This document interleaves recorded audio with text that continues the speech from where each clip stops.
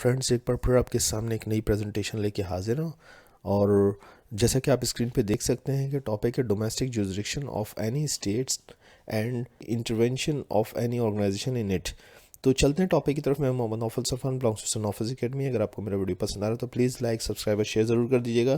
دیکھیے ٹاپک کہاں سے اٹھایا ہے، یہ کیا ٹاپک ہے، جلدی سے دیکھ لیتے ہیں۔ Discuss in detail in the light of relevant articles of the United Nations Charter and practice that whether the world organizations are authorized to intervene in the domestic jurisdiction of its member states۔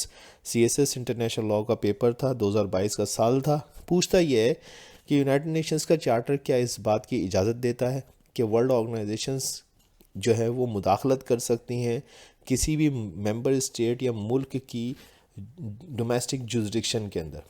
کہ international law اس بات کی اجازت دیتا ہے کہ world organisations, یعنی کہ جو آرگنائزیشن ہے، لیٹ سپوز کہ سارک، لیٹ سپوز کہ یورپین یونین یا کوئی اور ورلڈ آرگنائزیشن، کیا وہ اس بات کا حق رکھتی ہیں کہ وہ کسی ملک کے ذاتی معاملات کے اندر جو ہے وہ مداخلت کریں، ڈومیسٹک جورسڈکشن کے اندر جو ہے وہ انٹروین کریں۔ تو ڈومیسٹک جورسڈکشن کو سمجھنے کے لیے آپ کو تھوڑا سا بس آسان سی بات ہے کہ دیکھیں سبجیکٹ ہے جس کو ہم پڑھ رہے ہیں اس وقت، international law.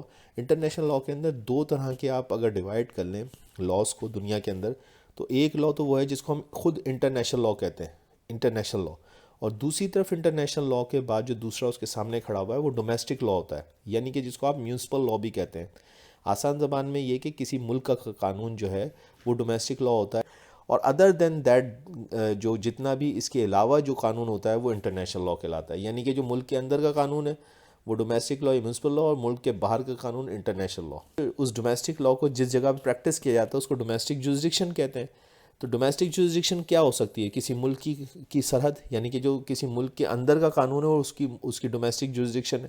So I hope کہ آپ کو سمجھ میں آ گیا۔ چلتے ہیں ٹاپک کی طرف۔ یونائٹڈ نیشنز کے چارٹر کے آرٹیکل 2 کے 7 پارٹ میں یہ کلیئرلی مینشن ہے کہ اس چارٹر کے کسی حصے کو بھی یونائٹڈ نیشنز یا یونائٹڈ نیشنز کے علاوہ کوئی اور جو ورلڈ آرگنائزیشن ہے اس کو یہ اختیار نہیں ہے کہ وہ کسی ملک کی ڈومیسٹک جورسڈکشن کے اندر مداخلت کرے، انٹروین کرے۔